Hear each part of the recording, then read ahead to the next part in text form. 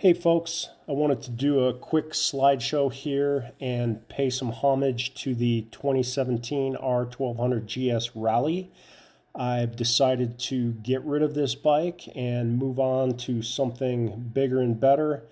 And it's not another GS, but I'll give you a little sneak preview of it here in this video, and I will also be creating some new content and videos of the new machine, so stay tuned for that. But here, I just wanted to say, the BMW has been a pretty good machine for me. Taking it on some epic rides up to British Columbia and down the West Coast, Pacific Coast, and just some really great rides with this thing. It's been a really comfortable bike, has all of the bells and whistles, cruise control, ABS, traction control, electronic suspension, just really a lot of nice things to have if you're doing any long distance riding. The only complaints I would have about it, really, one would be I do like to service all of my equipment, machines, and I had to buy the GS 911 in order to get some data from the machine and reset the service indicator. If you don't have this tool, you have to take it into the dealer to have them reset that service indicator, and that can be a costly endeavor. Although if you can afford the bike, you can probably afford the service. But I like to do all my own service, so I decided to go the GS 911.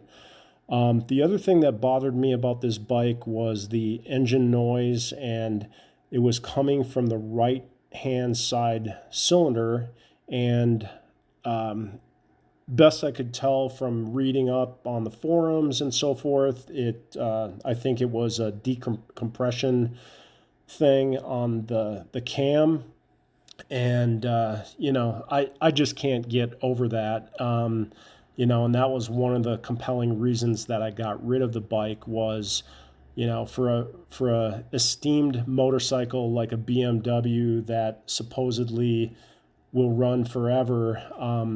I just can't believe that long term that can be too good to have that sort of metal on metal kind of noise. I didn't see any metal and shavings when I changed the oil, but long term, I don't know. I just haven't had any other machine that made that kind of noise on startup.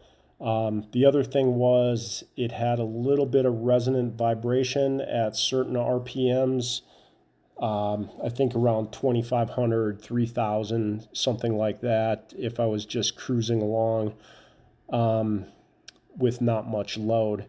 But other than that, nothing really to complain about. The drive shaft was maintenance free.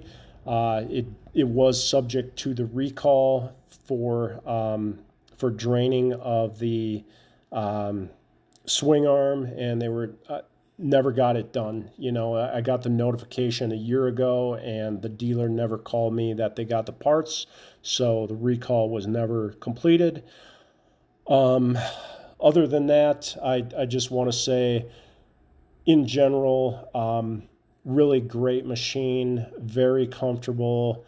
For 2017, unfortunately, I did not have the TFT display for the gauges, but it did have the GPS that had all the integrated information about the vehicle and the GPS and all that stuff.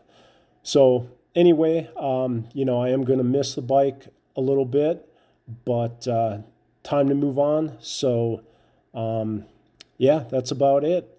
Stay tuned.